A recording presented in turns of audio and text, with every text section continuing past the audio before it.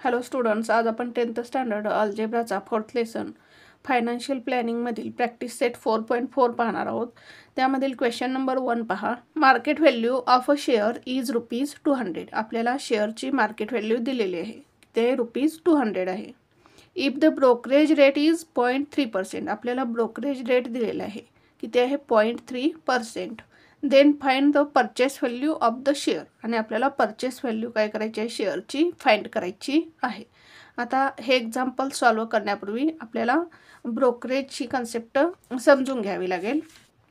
आता जर आपल्याला शेअर बाय करायचं असेल, खरेदी करायचं असेल, किंवा शेअर सेल करायचं असेल, विक्री करायचं असेल, तर तो आपण शेअर मार्केटमध्ये जाऊन डायरेक्ट काय करू शकत नाही, बाय करू शकत नाही किंवा सेल करू शकत नाही. तर तो बाय करण्यासाठी किंवा सेल करण्यासाठी काय असतात? रेजिस्टर्ड मेंबर्स असतात. त्यांनाच आपण एजंट्स म्हणू शकतो.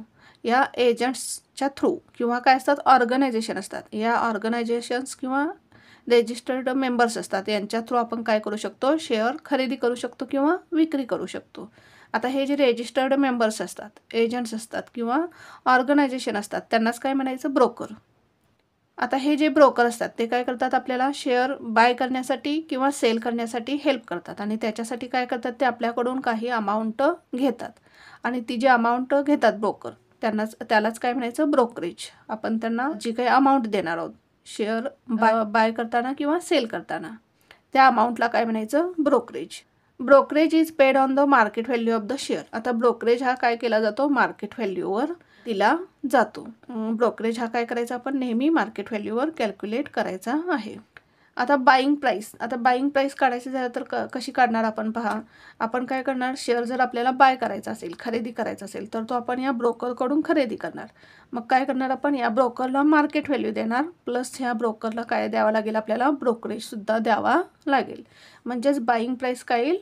MV plus brokerage, market value plus brokerage.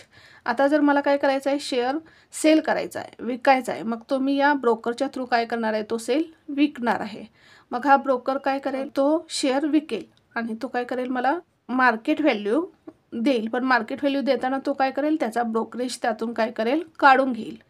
म्हणजेच शेअर सेल केल्यानंतर आपल्याला किती अमाऊंट मिळेल? Market value minus brokerage. मार्केट व्हॅल्यूमधून काय करावं लागेल? आपल्याला ब्रोकरेज मायनस करावं लागेल आणि तेवढी अमाऊंट आपल्याला शेअर सेल केल्यानंतर मिळणार आहे. आता आपल्याला जर शेअर काय करायचं असेल? सेल करायचं असेल, विकायचं असेल, तर तो आपण त्या ब्रोकरच्या थ्रू काय करणार आहे? तो विकणार आहे.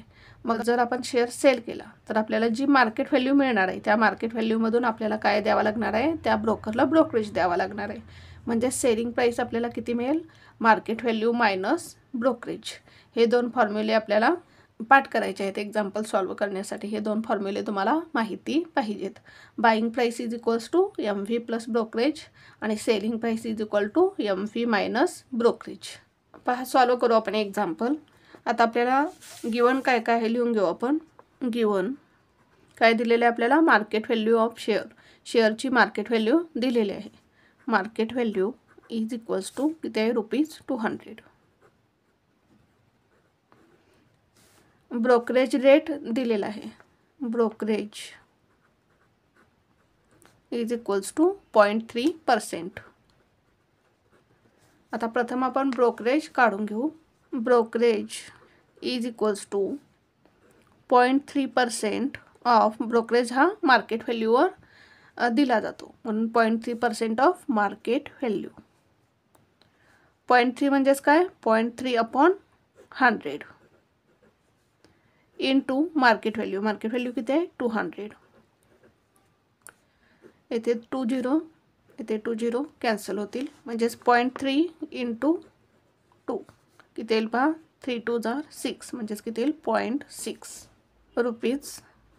0.6 हा काय मिळाला? आपल्याला ब्रोकरेज मिळाला. आता आपल्याला काय फाइंड करायचं आहे? Purchase value of the share. मग आपण purchase value of the share काढून घेऊ. Purchase value of the share is equals to. आता परचेस व्हॅल्यू कशी काढणार आपण? Market value plus brokerage. ब्रोकरला आपल्याला मार्केट व्हॅल्यू द्यावी लागेल, त्याचबरोबर त्याचा ब्रोकरेज पण द्यावा लागेल. मार्केट व्हॅल्यू किती आहे? पहा, ₹200.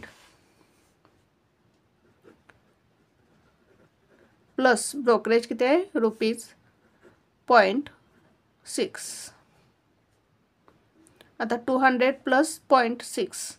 आता 200 प्लस 0.6 येथे आपण ॲडिशन करू साईडला. 200 प्लस 0.6 येथे काय करायचं, एक 0 द्यायचा. 0.0 पॉईंटच्या खाली पॉईंट आणि 6 0.6 प्लस 0 प्लस 6 0 प्लस 0 0 0 आणि 200.6 म्हणजेच काय मिळालं आपल्याला ₹200.6. म्हणजेच हे आपण याच्यापुढे एक 0 वाढवली तर चालते. 200.60. खाली आन्सर लिहू आपण. Therefore purchase value of the share is ₹200.60. अशा प्रकारे हे एक्झाम्पल सॉल्व करायचं होतं. पुन्हा एकदा पहा आपण एक्झाम्पल कसं सॉल्व केलं. Thank you for watching this video. जर तुम्हाला व्हिडिओ आवडला असेल तर व्हिडिओला लाईक करा, कमेंट करा, शेअर करा आणि चॅनलला सबस्क्राईब करा.